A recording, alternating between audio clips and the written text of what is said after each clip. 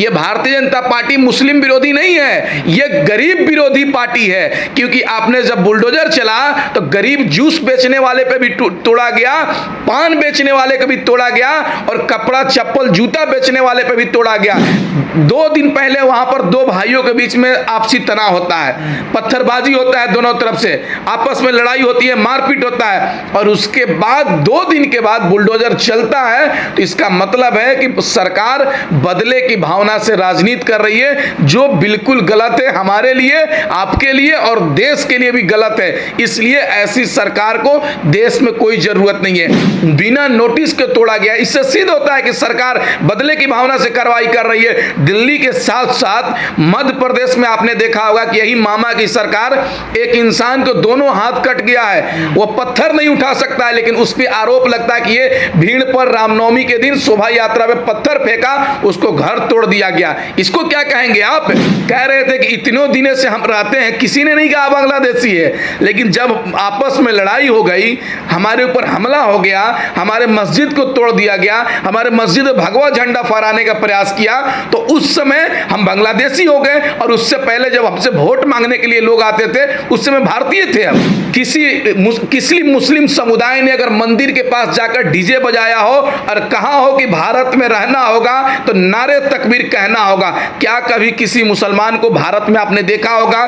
क्या किसी मुसलमान को देखे होंगे कि मंदिर के ऊपर चढ़कर हरा झंडा फहराया हो? इस तरह का दृश्य हमने कभी नहीं देखा है आजादी के बाद से। लेकिन क्यों आतंकी संगठन आरएसएस, बजरंग दल, एबीवीपी और भाजपा के लोग मस्जिदों के गेट पर जाके नारा लगाते हैं, मस्जिदों के ऊपर भगवा झंडा फहराने का काम करते हैं और कहते हैं कि मुसलमानों ने पत्थर फेंका, और कहते हैं ना कि हिंदू खतरे में है। तो उसी का हिंदू खतरे में है जिसका भगवान शंकर भगवान नहीं है, जिसका भगवान मोदी है, उसी का हिंदू खतरे में है। देश की सच्चाई, सच छुपने नहीं देंगे। जो जागीरपुरी में जो बुलडोजर चला है उसको कैसे देख रहे हैं? कहा जा रहा है कि एक तरफा कार्रवाई हुई है उसकी। देखिए, भारतीय जनता पार्टी के प्रदेश अध्यक्ष हैं आदेश गुप्ता, एक दिन पहले कहते हैं कि उस मुसलमानों के जागीरपुरी के घरों पर बुलडोजर चलना चाहिए, और उसके बाद अगले दिन एमसीडी के द्वारा बुलडोजर चल जाता है। तो यह सीधे तौर से दिख रहा है कि भारतीय जनता पार्टी के इशारे पर जागीरपुरी में बुलडोजर चला है। और एक और बात कहना चाहते हैं, ये भारतीय जनता पार्टी मुस्लिम विरोधी नहीं है, ये गरीब विरोधी पार्टी है। क्योंकि आपने जब बुलडोजर चला तो गरीब जूस बेचने वाले पे भी तोड़ा गया, पान बेचने वाले को भी तोड़ा गया और कपड़ा चप्पल जूता बेचने वाले पे भी तोड़ा गया। लेकिन दुर्भाग्य इस बात का है कि मस्जिद को तोड़ा गया। हमारा कोर्ट भी कहता है कि किसी धार्मिक स्थल को तब तक नहीं तोड़ सकते हैं जब तक कोर्ट ने आदेश नहीं किया है। लेकिन दुख इस बात का है कि एमसीडी ने बिना नोटिस दिए मस्जिद को तोड़ दिया और घरों को तोड़ने का काम किया। यह सरकार, इससे सिद्ध होता है कि यह सरकार गरीब विरोधी है, नफरती सरकार है। इस सरकार को देश चलाने नहीं आ रहा। आप बताइए, 2 दिन पहले वहां पर 2 भाइयों के बीच में आपसी तनाव होता है, पत्थरबाजी होता है, दोनों तरफ से आपस में लड़ाई होती है, मारपीट होता है और उसके बाद 2 दिन के बाद बुलडोजर चलता है। तो इसका मतलब है कि सरकार बदले की भावना से राजनीति कर रही है, जो बिल्कुल गलत है, हमारे लिए, आपके लिए और देश के लिए भी गलत है। इसलिए ऐसी सरकार को देश में कोई जरूरत नहीं है। आप हमको बताइए। और कहा जा रहा था एमसीडी की ना रूटीन है, रूटीन कार्रवाई है, तो चलते रहता तोड़फोड़ नहीं। एमसीडी का रूटीन है तो आप किसी का घर तोड़ने से पहले उसको नोटिस देंगे ना, इतला तो देंगे कि आप सामान हटा लीजिए, कल आपको कार्रवाई होगी। देश के तमाम हिस्से में अगर अवैध जो निर्माण होता है उसको तोड़ने के लिए उसको नोटिस दिया जाता है, लेकिन बिना नोटिस के तोड़ा गया। इससे सिद्ध होता है कि सरकार बदले की भावना से कार्रवाई कर रही है। दिल्ली के साथ साथ मध्य प्रदेश में आपने देखा होगा कि यही मामा की सरकार, एक इंसान को दोनों हाथ कट गया है, वो पत्थर नहीं उठा सकता है, लेकिन उस पर आरोप लगता है कि ये भीड़ पर रामनवमी के दिन शोभा यात्रा में पत्थर फेंका, उसको घर तोड़ दिया गया। इसको क्या कहेंगे आप? एक तो वैसे इंसान का घर तोड़ दिया गया जो पहले से किसी मामले में जेल में बंद है, और उसको कहा गया कि रामनवमी के दिन तुमने पत्थर फेंका। जो इंसान जेल के अंदर बंद हो वो पत्थर कैसे फेंक देगा? मतलब इससे सिद्ध होता है कि ये सरकार नफरती सरकार है और एक समुदाय को खास करके टारगेट करने का काम कर रही है।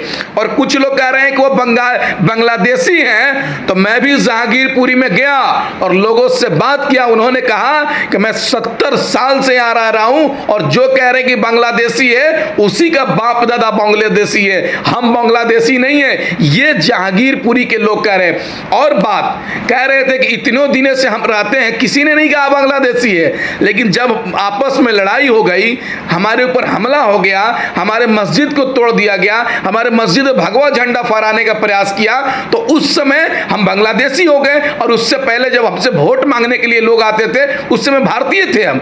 मतलब देख लीजिए, केजरीवाल की बात कर रहे हैं आप? बिल्कुल केजरीवाल की बात कर रहा हूं, भारतीय जनता पार्टी की बात कर रहा हूं। एक सेंट्रल में देश को लूट रही है, एक राज्य में देश को लूटने का काम कर रही है। चोर चोर मौसेरा भाई, ये लोग कर क्या रहे हैं? तो ना प्रधान ने बसाया ये मतलब नहीं, वही तो कह रहे हैं कि ना प्रधानमंत्री जा रहे हैं गरीबों से मिलने के लिए और ना ही केजरीवाल जी मिलने के लिए जा रहे हैं उनसे।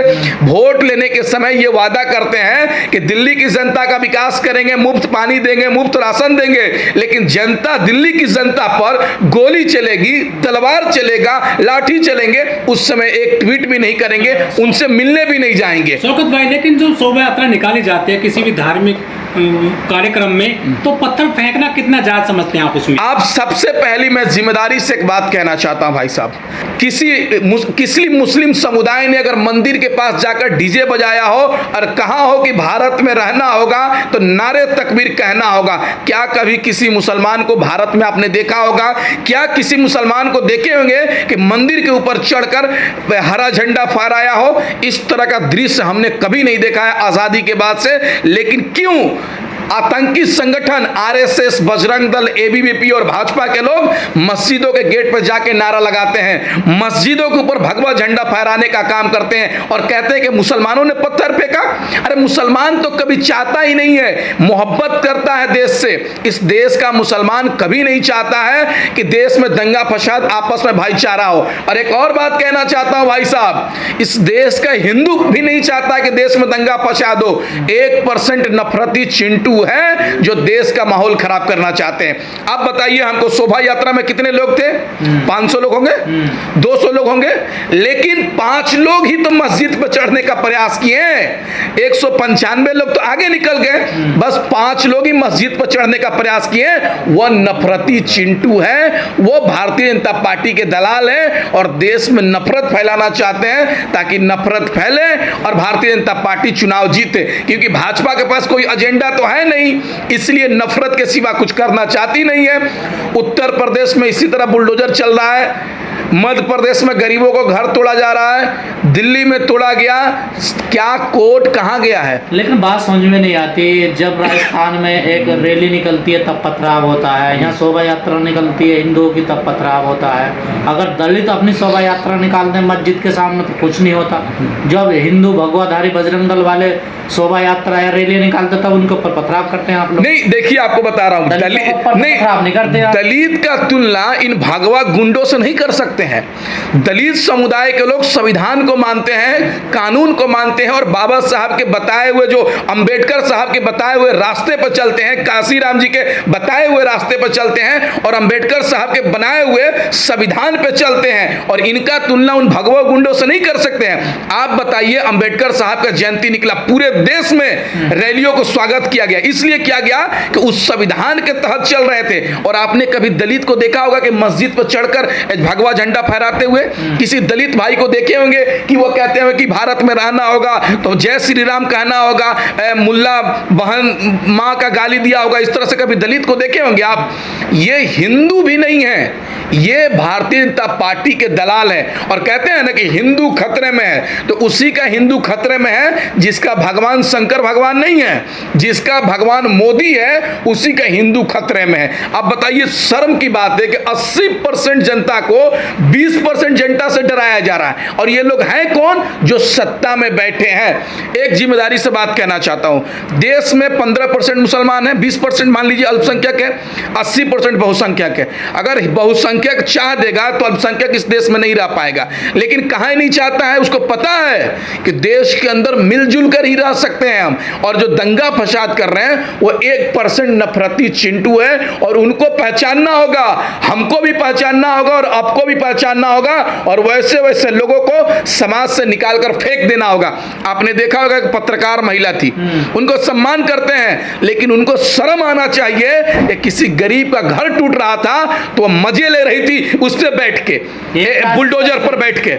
ऐतिहासिक तस्वीर बता रहे हैं। हाँ, वही तो कह रहे हैं कि किसी गरीब का घर टूटता है तो उसके ऐतिहासिक कहते हैं कि समाज को शर्मसार करती है इस लोग पत्रकारिता के नाम पर। मेहनत तो बहुत करी, बिल्डोजर पे चढ़ कर रिपोर्टिंग। हाँ, वही तो कह रहे हैं कि जब गरीबों का घर टूटता है तो पूरे दुनिया में मजाक उड़ाया जाता है, लेकिन कंगना का अंगना टूटता है तो उस समय ये लोग नहीं जाते हैं, उस समय कुछ नहीं कहते हैं। देखिए, पत्रकारिता के नाम पर देश की मीडिया दलाल हो चुकी है और सरकार के हाथों गुलाम हो चुकी है। आप बताइए, यही जहांगीरपुरी में तमाम हाँ वही पत्रकार जब एक महिला से पूछती हैं, एक लड़का से पूछती है तो कहता है लड़का, मैडम मैं हिंदू हूँ, मेरा भी दुकान तोड़ दिया गया है, तो कह रही है कि हमको यहाँ से जाना पड़ेगा।